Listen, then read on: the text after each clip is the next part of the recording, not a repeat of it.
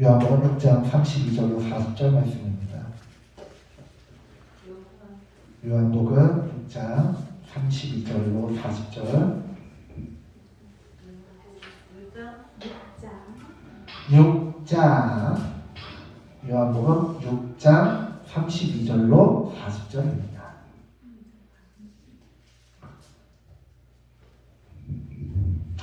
요한복음 6장 32절로 40절 말씀.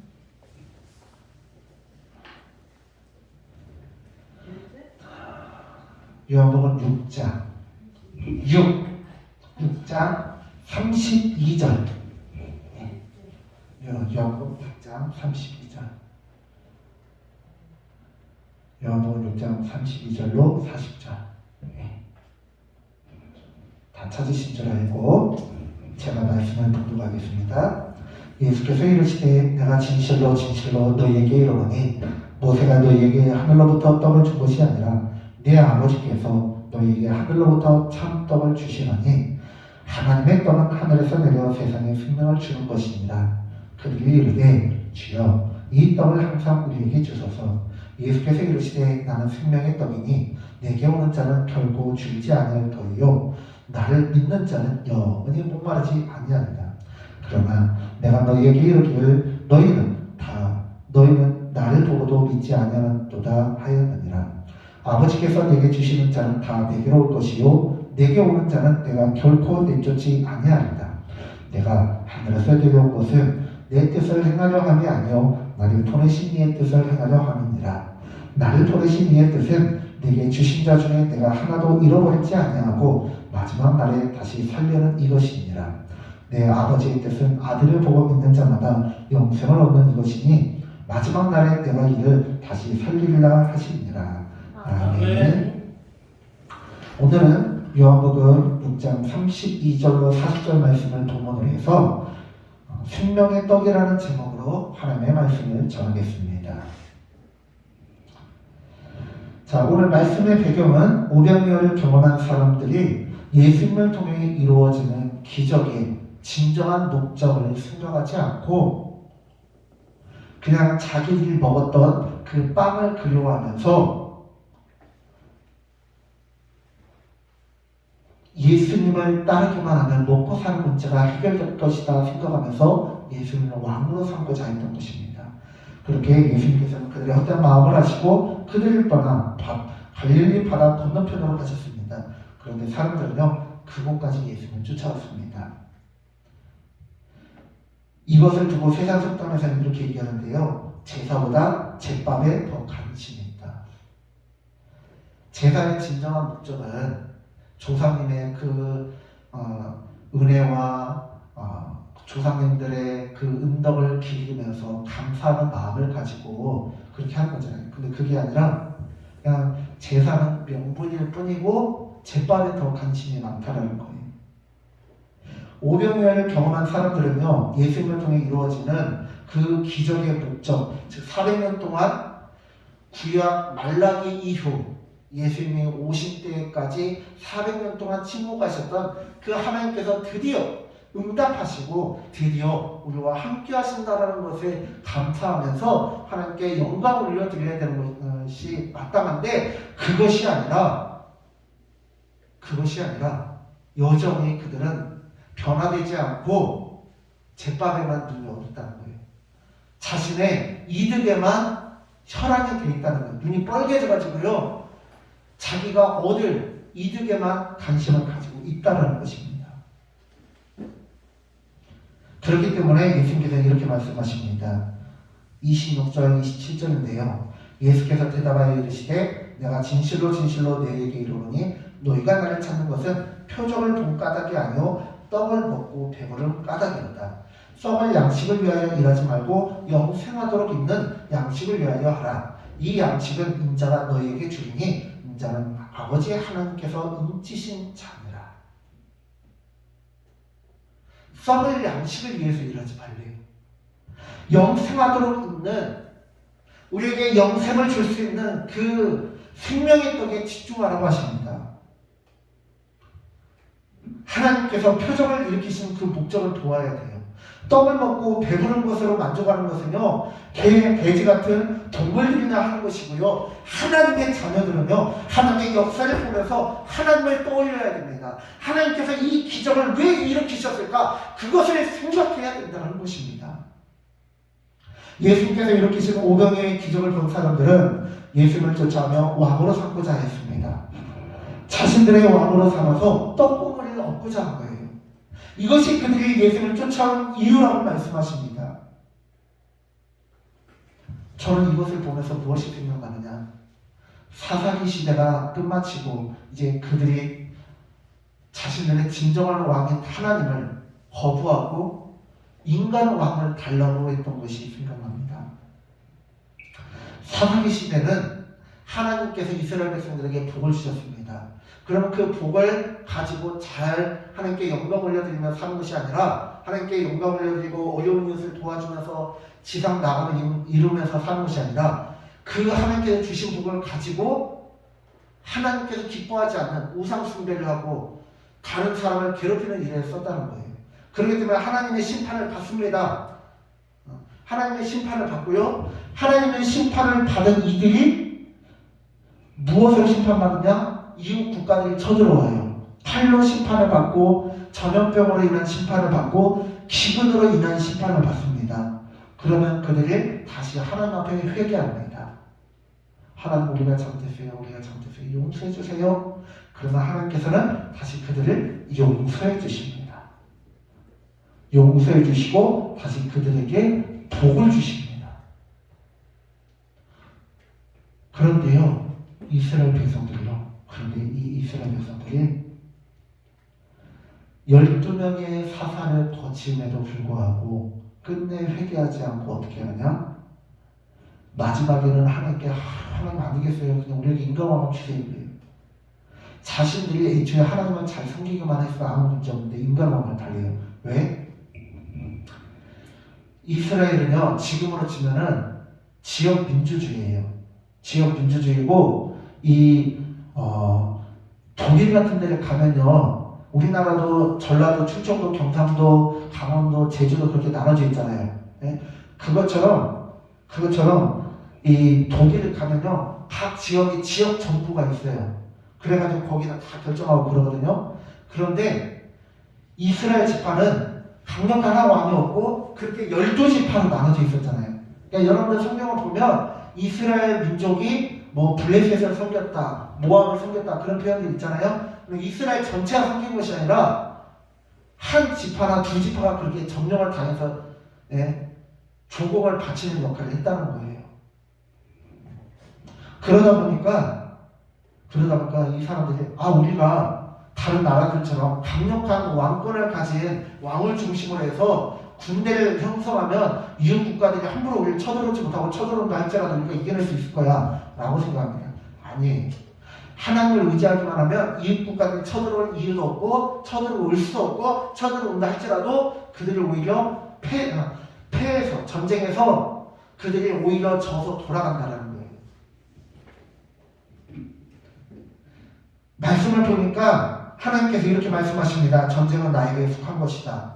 그렇습니다. 그렇기 때문에 우리는 이 땅의 것을 더 취하기 위해서 싸우는 것이 아니라 썩을 양식을 위해서 일하지 말고 영생하도록 있는 양식, 하나님께서 주신 참떡, 생명의 떡을 먹기 위해 노력해야 하는 것입니다. 34절, 35절 말씀을 보니까 그들이 이르되 주여 이 떡을 항상 우리에게 주소서. 예수께서 이르시되 나는 생명의 떡이니 내게 오는 자는 결코 줄이지 아니할 터이요 나를 믿는 자는 영원히 목마르지 아니하리라. 무엇이 생각나나요? 마치 요한복음 4장에 보면 사마리아 수가성 여인과 예수님의 대화를 본 것 같지 않습니까? 네가 지금 너하고 대화하는 내가 어떤 사람인지 알면은 너는 나에게 샘물을 달라고 할 것이다 라고 하니까 주여 내가 원하오니 내 속에서 영원토록 솟아나는 샘물을 내게도 주옵소서라고 그래요.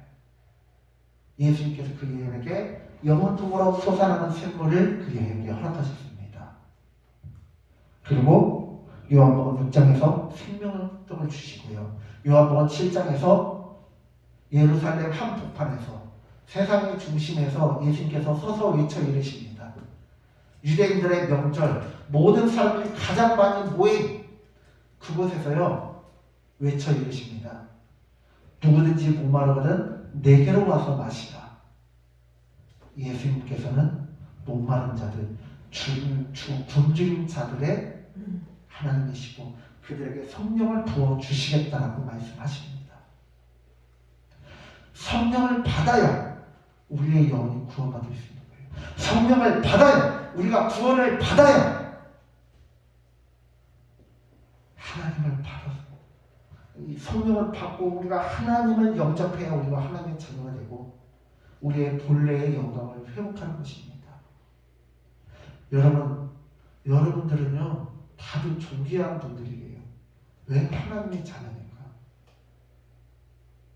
대통령의 자녀, 사우디아라비아 왕가의 자녀, 영국 왕실의 자녀, 버락 오바마, 조 바이든, 그 사람들의 자녀, 그 사람의 자녀들만 존귀한 게 아니라 저와 여러분들도 존귀한 자녀예요. 내가 돈이 없어도 괜찮아요. 내가 가지게 조금 부족해도 괜찮고, 내가 조금 뚱뚱해도 괜찮고, 내가 조금 못생겨도 괜찮고, 권사님에게 하는데 왜 자꾸 만져요? 제 얘기. 타이밍이 기가 막히네.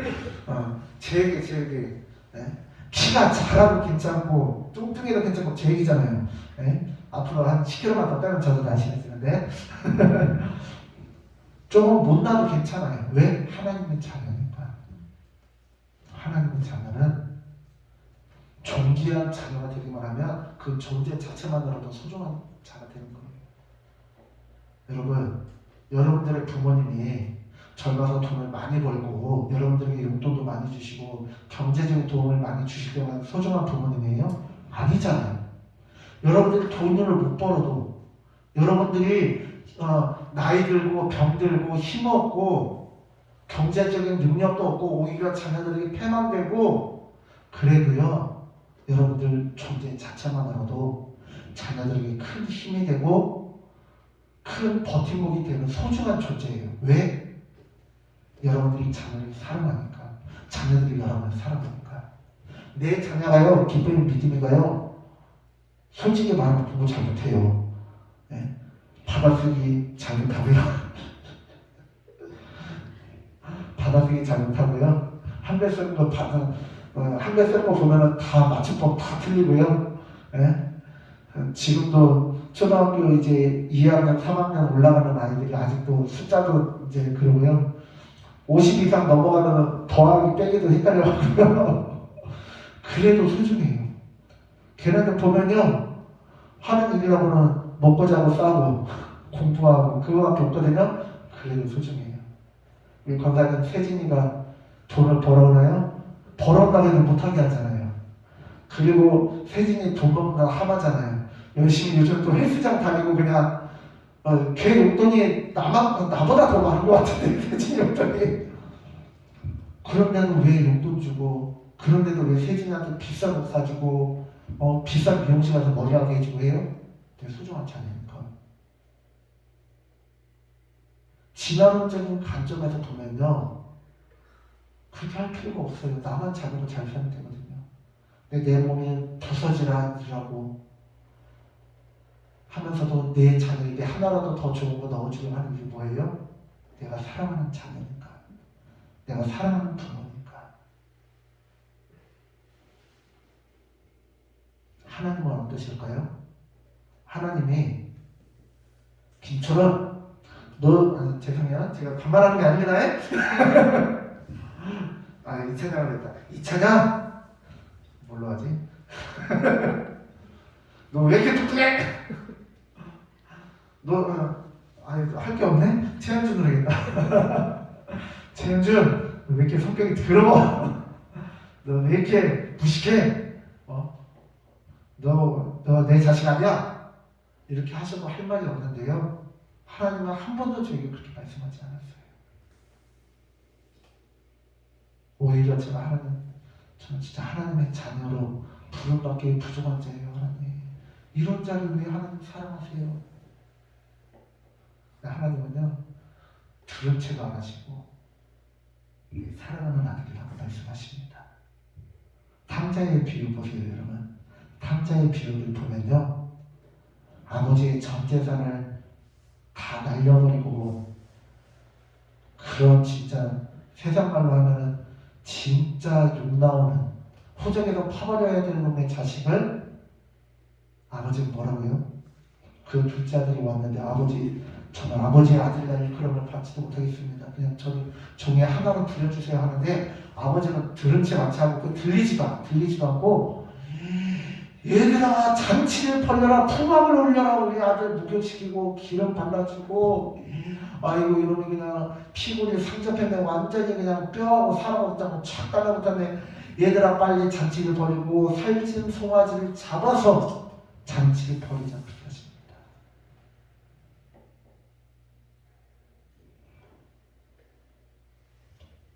왜냐하면 내가 사랑하는 자녀니까.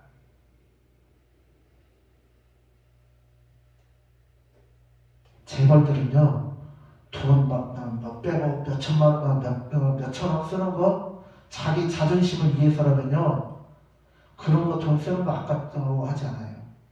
그런데 재벌보다 더 크신, 더 위대하신 하나님은요, 권력이나 물질이나 사람이 아무리 잘생기고 똑똑하고 힘이 세고 그래도 하나님 비교할 수 없어요. 그리고 아무 의미 없고요. 하나님은 단 하나, 네가 내 아들이야, 네가 내 딸이야, 그게 중요한 거거든요.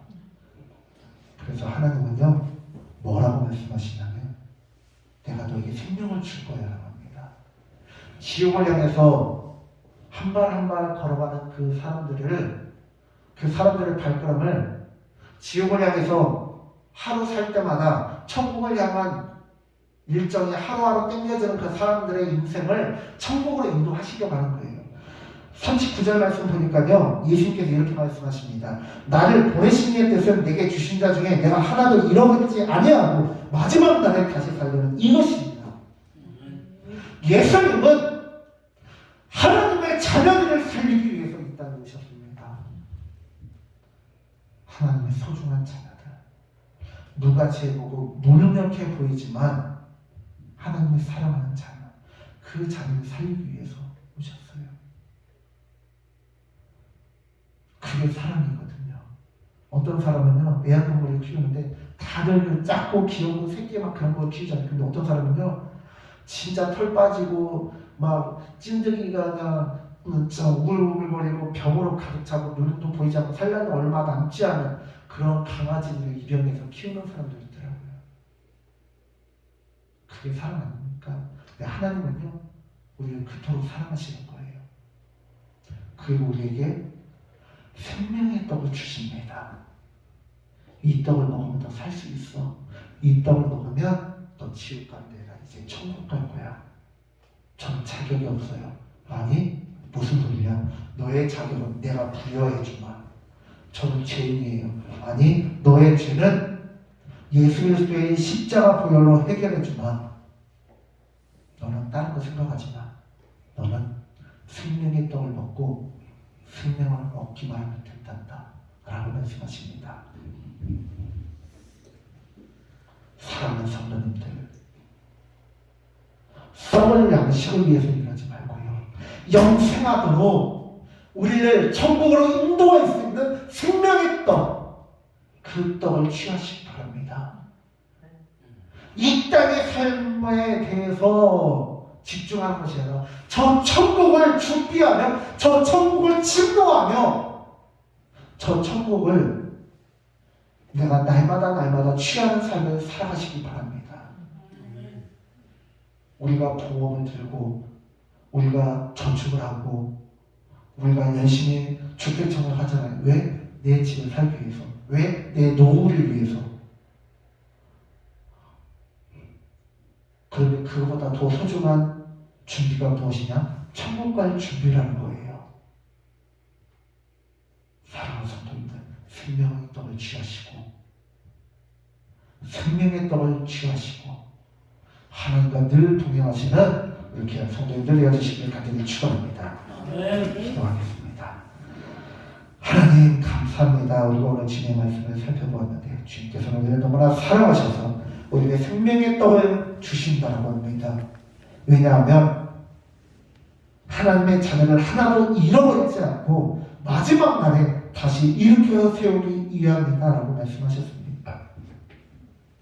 하나님, 우리가 이 시간 하나님 앞에 기도하오니 우리가 썩어질 것을 위하여 사는 것이 아니라 영생을 위하여 살아가는 자, 이 땅을 위해서만 살아가는 자가 아니라 이 땅에서도 천국을 예비하는 삶을 살아가게 하여 주시옵소서. 감사드리며 예수님의 이름으로 기도드립니다. 아멘.